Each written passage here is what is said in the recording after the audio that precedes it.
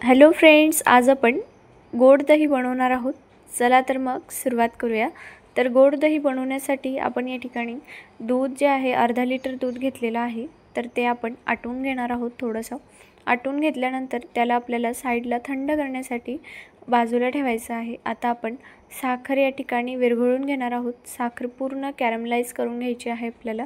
तर आपली कॅरमलाइज करून झालेली आहे। आता आपल्याला यामध्ये जे आपण थंड दूध करून घेतलेलं आहे ते टाकायचं आहे। थंड दूध टाकल्यानंतर यात जो आहे तो असा घट्टसर गोळा तयार होतो। घाबरायचं नाही, दूध टाकायचं जायचं आणि तो गोळा जो आहे तो पूर्णपणे विरघळून घ्यायचा आहे। घाबरायचं अजिबात कारण नाही। तर आपलं जे दूध आहे ते थंड करून घ्यायचं आहे।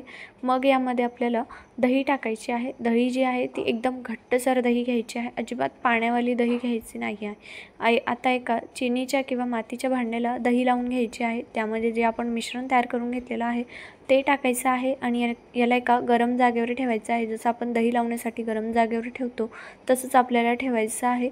आणि नंतर जेव्हा आपण खायला घेणार तेव्हा 2 तास आधी फ्रीझरमध्ये ठेवायचं आहे, ज्यामुळे थंड झाल्यानंतर याची चव खूप छान लागते। तर तुम्ही बघू शकता आपलं गोड दही म्हणजेच मिष्टी दही बनून रेडी आहे। तर तुम्ही सुद्धा नक्की ट्राय करा। व्हिडिओ आवडल्यास लाईक, कमेंट आणि चॅनलला सबस्क्राईब नक्की करा। बाय।